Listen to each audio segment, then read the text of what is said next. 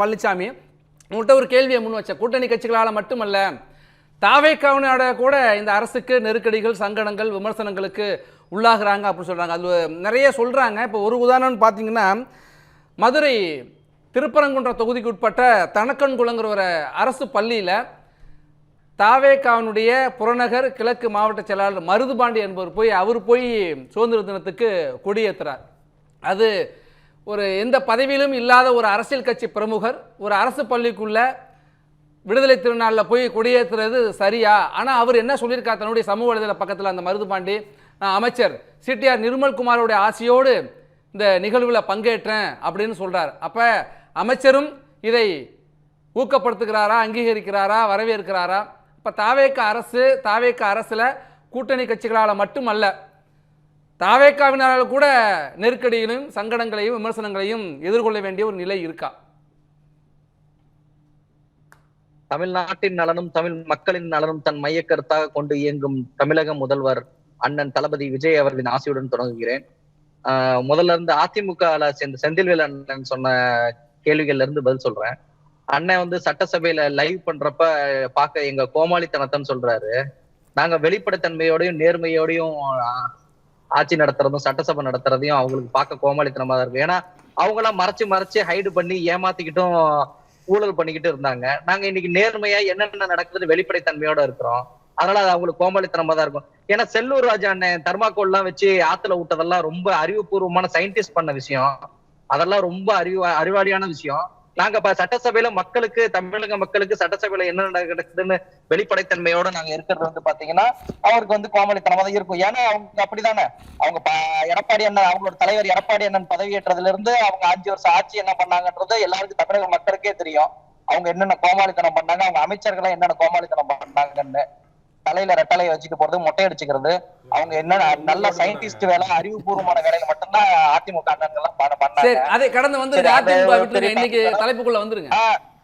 Root mafia மூலியமா சொன்னாங்க. நாங்க எந்த ரூட்னா தமிழக மக்களோட நலன் சார்ந்த ரூட் மட்டும்தான் நாங்க எடுக்கிறோம்.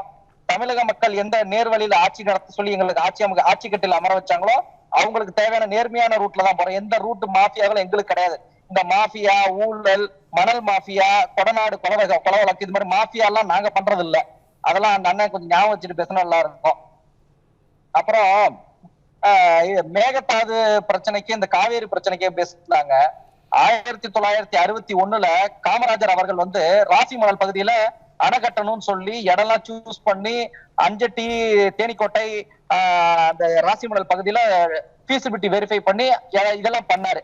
அதுக்கப்புறம் வந்தது எலெக்ஷன்ல அவரால் ஜெயிக்க முடியல. 1971 இந்திரா காங்கிரஸோட கூட்டணி வச்சு ஜெயிச்சதுக்கு அப்புறம் அவரோட ஆட்சி நிலைக்கணும்ன்ற முத்தமிழறிஞர் டாக்டர் கலைஞர் கருணாநிதி அவர்கள் என்ன பண்றாங்க, அவங்க ஆட்சி நிலைக்கணும்ன்றதுக்காக தமிழக மக்கள், தமிழக விவசாயிகள் தொடர்ந்த வழக்கை, காவேரிக்கு எதிரான வழக்கை வாபஸ் வாங்கிட்டாரு. அந்த 72ல இருந்து 76க்குள்ளார அவங்க என்ன பண்ணிட்டாங்க, கர்நாடக அரசு கபினி அணை பழனிசாமி இந்த இடத்துலதான் 1971 இந்திரா காந்தியினுடைய அச்சுறுத்தலுக்கு அடிபணிந்து உங்கள் கூற்றுப்படி முன்னாள் முதலமைச்சர் கருணாநிதி அப்ப முதலமைச்சராக இருந்தவர் தமிழ்நாடு நலனை விட்டு கொடுத்துட்டாருன்னா இன்றைக்கு அதே காங்கிரஸ் கட்சியினுடைய ராகுல் காந்தியினுடைய அழுத்தத்திற்கு அடிபணிந்து தமிழ்நாட்டு நலனை இன்றைய முதலமைச்சர் ஜோசப் விஜய் விட்டு கொடுக்கிறாராங்கிற கேள்வியை எழுப்புறாங்க. தமிழக முதல்வர் அவர்கள் எந்த அழுத்தத்திற்கும், யாரோடைய அழுத்தத்திற்கும், எந்த கூட்டணி கட்சியின் அழுத்தத்திற்கும் அடிபணிய மாட்டார். மக்களின் அழுத்தத்திற்கு மட்டும்தான் அடிபணிவார். மக்களுக்கு முன்னாடி மட்டும்தான் அவர் அடிபணிவார். வேற எந்த கட்சிக்கும் எந்த அழுத்தத்துக்கும் இத்தனை வருஷங்கள், நான் 30 வருஷமா மக்கள் இயக்கத்துல இருக்கிறேன், அவரோட கூட இருக்கிறேன், அவரை பாக்குறேன். அவர் இதுவரைக்கும் எந்த ஒரு விஷயத்துக்கும் அழுத்தத்துக்கும் அடிபணிஞ்சு நான் போய் பார்த்ததே இல்லை. அவர் எப்போதுமே ஒரு நேர்மையான ஆள். அவர் நேர்மையை கண்டுதான் மக்கள் இந்த தடவை வாக்களிச்சு அவரை முதல்வரா தேர்ந்தெடுத்து கொடுத்திருக்காங்க. வேற எந்த காரணமும் கிடையாது. இவங்க சொல்ற மாதிரி ரீல்ஸ் போட்டதுனாலதான் ஆட்சி வந்தோம், இதெல்லாம் கிடையாது. இல்ல, கர்நாடக முதலமைச்சர் டி.கே. சிவகுமார் சொல்றாரு, நான் வர சொன்னேன், இப்ப சூழல் சரியில்லை, வர வேண்டாம்னு சொல்றேங்கிறார். இன்னைக்கு நாங்க எங்க வேலையை பாக்குறோம், நீங்க உங்க வேலையை பாருங்க அப்படிங்கிறார். விசிகா ஒரு கட்சி ஒரு மாநாடு நடத்துது, அதுக்கு லோக்கல்ல ஹாலிடே விடுறீங்க. அந்த கட்சிக்காரங்க சாலை மறியல் பண்றாங்க, பொதுமக்களுக்கு பாதிப்பு ஏற்படுது, அதை தடுக்காம பொதுமக்களை ஒருத்தரை கைது செய்றீங்க. இதெல்லாம் நீங்க கூட்டணி கட்சிகளுக்காக இந்த அரசு அடிபணிந்து போகுதுங்கிறதான வெளிப்படுத்துது. ஆமா, அந்த விசிகா மாநாடுக்கு உளவுத்துறை ரிப்போர்ட்டின் பிரகாரம் வந்து பாத்தீங்கன்னா கூட்டம் வந்து ஒரு லிமிட்டடான பீப்புள் தான் வருவாங்கன்னு சொல்லியிருந்தாங்க. அதுக்கப்புறம் உளவுத்துறை ரிப்போர்ட்டை கொடுத்துட்டாங்க, ஈவினிங் மேல நிறைய கூட்டங்கள் வந்துருவாங்க அப்படின்னு சொல்லவும் அந்த லோக்கல் கலெக்டர் வந்து முன்னெடுத்து பள்ளி மாணவர்களுக்கு போக்குவரத்து இடையூறு வந்துடக்கூடாதுன்ற ஒரே காரணத்துக்காக கல்லூரி பள்ளி மாணவர்களுக்கு இடையூறு வந்துடக்கூடாதுன்னு, பொதுமக்களுக்கு ஒரு இடையூறு வந்துடக்கூடாதுன்ற ஒரு நல்ல எண்ணத்து காரணத்தினாலையும் ஒரு கட்சியோட கூட்டம் நடத்தலாம், மாணவர்கள் பள்ளிக்கூடத்துக்கு கல்லூரிக்கு போகக்கூடாது. கட்சி அனைத்து கட்சிகளுக்கும் மாநாடு நடத்துவது ஜனநாயக உரிமை உள்ளது. ஆனா அந்த ஜனநாயக உரிமை வந்து மக்களை பாதிக்காத அளவுக்கு இருக்கணும், அதுன்றதை நான் அக்செப்ட் பண்ணிக்கிறோம். பட் எதிர்பாராத கூட்டத்தின் காரணமாக அந்த மாநாடே பாதியில முடிச்சுட்டு போயிட்டார் திருமாவளவன் அண்ணன். பாத்தீங்கன்னா அந்த மாநாடு ரொம்ப கூட்ட நெரிசல் காரணமாக இந்த இவ்வளவு நெரிசல் இருக்கு, மக்களுக்கு இடையூறா இருக்குன்னு அவர் கூட்டத்தை பாதியிலே நிப்பாட்டிட்டு போயிருக்காரு. அந்த வீடியோ இருக்கு பாருங்க. அந்த டேர்முக்காக தான், அந்த டைம் ஆஃப் பீயிங்ல தான் இது வந்து ப்ரீபோண்டா வந்து இன்ஃபார்ம் பண்ணல அந்த ஹாலிடேவை. அந்த டைம் பீயிங்ல எடுத்த சூழ்நிலை முடிவு தான், அரசியல் சூழ்நிலை முடிவும் அந்த கூட்ட நெரிசலுக்காக மாணவர்களும் பொதுமக்களும் பாதிக்க கூடாதுன்ற ஒரு காரணத்துக்காக எடுக்கப்பட்ட முடிவு தான். அடுத்தது பாத்தீங்கன்னா அவரு மாநாடு நடத்துறாரு, கூட்டம் நடத்துறாரு, எவ்வளவு நேரம் பேசுறாரு, எவ்வளவு நேரம் நடத்துறாங்கிறது இங்க முக்கியம் இல்லைங்க. அதனால என்ன பாதிப்பு ஏற்பட்டிருக்கு அப்படிங்கிறது தான். பள்ளி கல்லூரிகளை விடுமுறை விடுறீங்க, அதுக்கு அனுமதி இல்லாம பதாகை வைக்கிறீங்க, அந்த பதாகை அகற்றுறதுக்கு ஒரு போராட்டம் நடத்துறீங்க, அந்த போராட்டத்தினால மக்களுக்கு பாதிப்பு ஏற்படுது.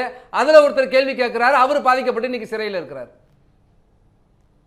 இல்ல அவர் வந்து கேள்வி கேட்டது ஃபர்ஸ்ட் தடவை கேட்டாரு. அவர் கேட்கிறப்பே அவரோட வீடியோஸ்ல நீங்க கொஞ்சம் பாருங்க, ஆகாஷ் இளைஞர் கேட்டத அவர் பொறுமையா கேட்டிருக்கலாம். அந்த இடத்துல அவர் வந்து அவர் எடுக்கிறப்பே அவர் ஆக்ரோஷமா, அவங்க ஃபர்ஸ்ட் எடுத்தோன்னு முதல் முறையா பிசிக தொண்டரோட சண்டை போட்டாரு. சரி ஓகேன்ட்டு அங்கிட்டு வந்து அந்த இளைஞரை காப்பாற்ற நோக்கம் தான் எஸ்எஸ்ஐ வராரு. ஸ்பெஷல் சப் இன்ஸ்பெக்டர் வந்து தம்பி நீங்க போங்க, நிக்காதீங்க அப்படின்னு சொல்றாரு, முறைப்படி சொல்றாரு.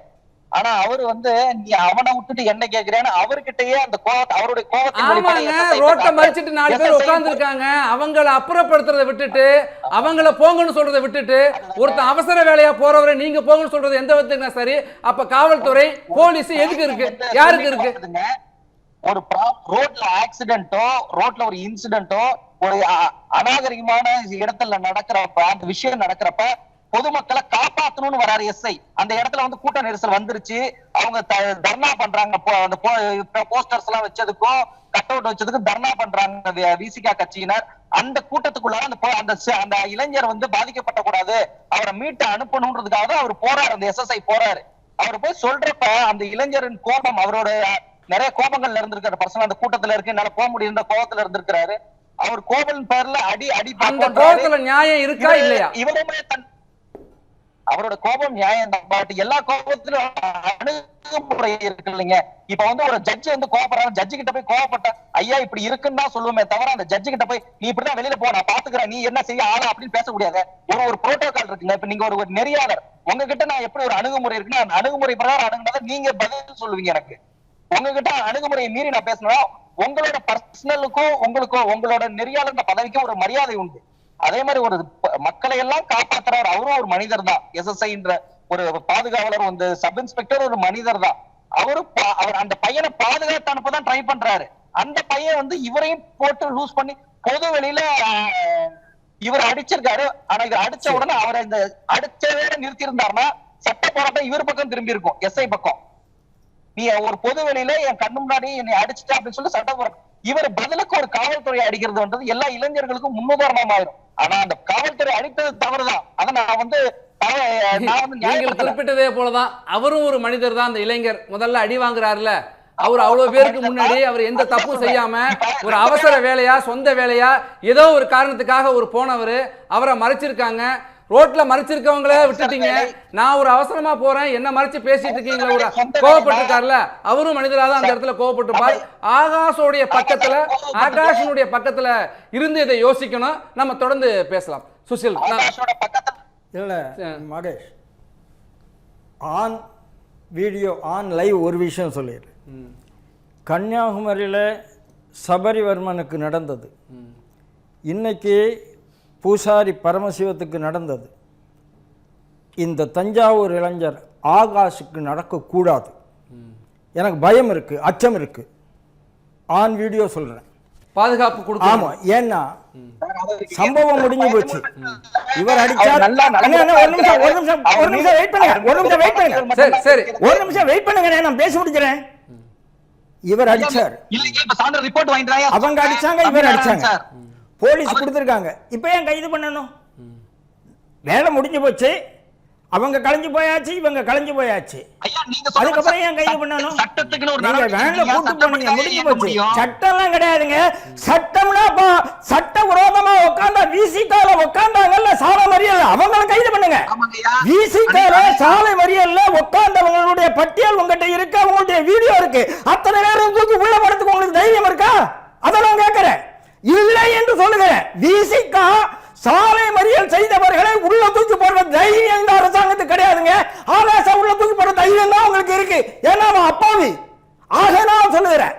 ரெண்டாவது, நீங்க பயந்து இருக்கீங்க. நான் சொல்லுகிறேன், வன்னி அரசு உங்களை மிரட்டுகிறாருங்க. ஒரு எல்டிடி காரன் ஒருத்தர் கூட்டிட்டு வர்றாரு, அவனுக்கு வரவேற்பு கொடுக்கறாங்க. அந்த அர்ஜுன் ராமசாமி வருகிறார், உங்களுடைய கொள்கை கோட்பாடு என்ன நான் கேட்கிறேன். அவர் போய் நிர்மலுக்கு போய் கொடுக்கிறாரு, இந்த கைதிகள் எல்லாம் விடுதலை செய்யுங்கள் என்று பட்டியல் கொடுக்கிறார்.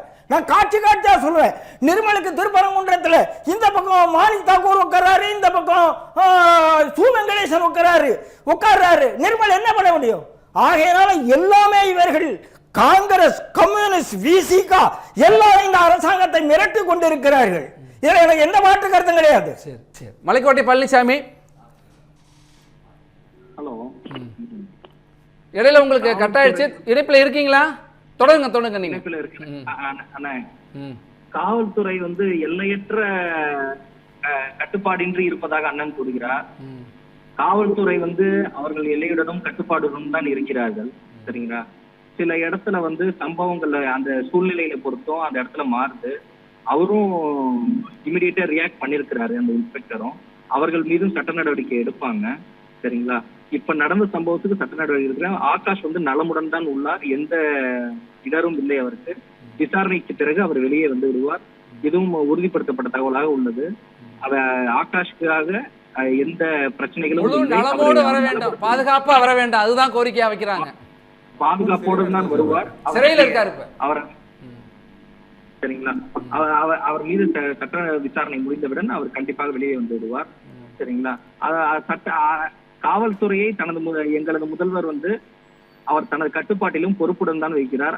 சட்டத்தின் அடிப்படையிலும் தான் அரசு இயங்க வேண்டும் என்பதில் உறுதியாக உள்ளார். எந்த சூழ்நிலையிலும் பொதுமக்களுக்கு எந்த ஒரு இடையூறாக இருக்கும் எந்த ஒரு விஷயத்திற்கும் அவர் எந்த கூட்டணி கட்சிகளாக இருந்தாலும் யாராக இருந்தாலும் அவர் எந்த அழுத்தத்துக்கும் அடிபணிந்து போபவர் கிடையாது.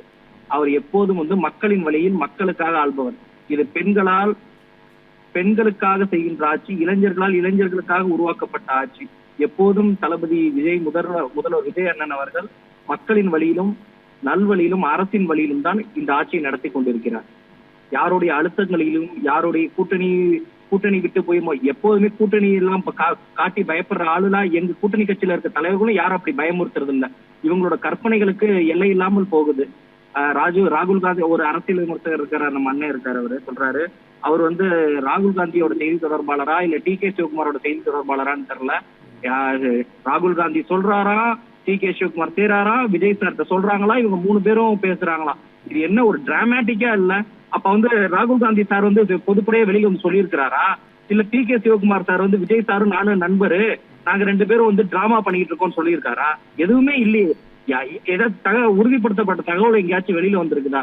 இவங்களா பழனிசாமி, ராகுல் காந்தி நாடாளுமன்ற மக்களவையினுடைய எதிர்கட்சி தலைவர், காங்கிரஸ் என்கிற ஒரு தேசிய கட்சியினுடைய மூத்த தலைவர், சென்னைக்கு வர்றார். மேகதாட்டு அணை விவகாரம் குறித்து செய்தியாளர்கள் கேள்வி எழுப்புறாங்க, பதிலே சொல்லாம கடந்து போறாரு சார்.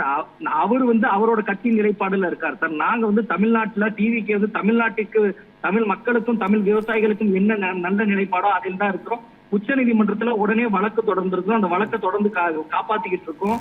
அடுத்து பாத்தீங்கன்னா டி.கே. சிவகுமார் சாரோட பேச வந்தது வந்து விஷயம் என்னன்றது பாத்தீங்கன்னா, ஒரு பக்கத்து கண்ட்ரில இருந்தாலுமே அது பேச்சுவார்த்தையின் மூலமா தீர்க்கிறாங்களே, நம்ம ஒரு பேச்சுவார்த்தையில ஒரு முயற்சி எடுத்து பார்க்கலாமே தான் ஒரு முயற்சி எடுத்தாரே தவிர இதில் எந்த அரசியல் உள்நோக்கமும் எந்த தனிப்பட்ட நோக்கமும் கிடையாது. சட்டப்பேரவையில பாட்டாளி மக்கள் கட்சியினுடைய குழு தலைவர் சௌமியா அன்புமணி தெளிவா சொன்னாங்க, மேகதாட்டு அணை கட்டணும் கட்டக்கூடாது, 2 நிலைப்பாடு தான், இதுல முயற்சி பயிற்சி எல்லாம் தேவையில்லாது அப்படின்னு அவங்க பதிவு பண்ணாங்க. அதைத்தான் பெரும்பான்மையாக இருக்கிறவங்க கட்சிகளுடைய தலைவர்கள் சொல்றாங்க. நான் அடுத்து உங்கள்கிட்ட வர்றேன். சுசில் பழனிசாமி நிறைய கருத்து சேர்த்து சொல்லிருங்க.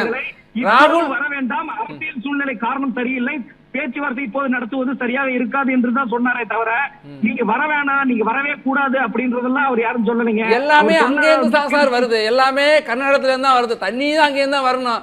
ஆனா இதுக்கு முடிவு பண்றது, பேச்சுவார்த்தைக்கு முடிவு பண்றதும் அதுவும் அங்கே இருந்து தான் வருது, பேச்சுவார்த்தைக்கு அணையும் அங்கே இருந்து தான் வருது. அதாங்க எல்லாத்தையுமே கட்ட விட்டு. சரிங்க, இந்த 50 வருஷத்துல காவேரியில வந்து எத்தனை அணைங்க புதுசா கட்டியிருக்கீங்க? நம்ம சார் 50 வருஷமா பண்ணல சார், நீங்க பண்ணுங்க சார், அதுக்கு தான் சார் நீங்க வந்திருக்கீங்க. சார் நாங்க பண்றோம், அதுதான் நாங்க பண்றோம். எப்படி சண்டை போட்டா மீட்க முடியும்? சட்ட போராட்டத்தின் மூலியமா தான் மீட்க முடியும், சட்ட போராட்டத்தின் மூலியமா தான் மீட்க முடியும். ஆமா சார், ஆமா. அப்புறம் சார் பேச்சுவார்த்தைக்கு போறீங்க? பேச்சுவார்த்தைக்கு போறோம்னா இப்போதைக்கு தற்போது தண்ணி இமிடியேட்டா வேணும். சட்ட போராட்டம் போட்டு அது நீதி வந்து தண்ணி வர்றதுக்கு டைம் ஆகும். ஆனா எங்க விவசாயிகளுக்கு, தமிழக விவசாயிகள் பாதிக்கப்பட்டு விடக்கூடாது, உடனே தண்ணீர் வேண்டும். அந்த டைம்ல அவங்க விட மாட்டேங்கிறாங்களே. இந்த என்ன அவமானப்பட்டாலும் பரவாயில்ல, என்னை அவமானப்படுத்துவாங்கன்னு சொன்னாங்க.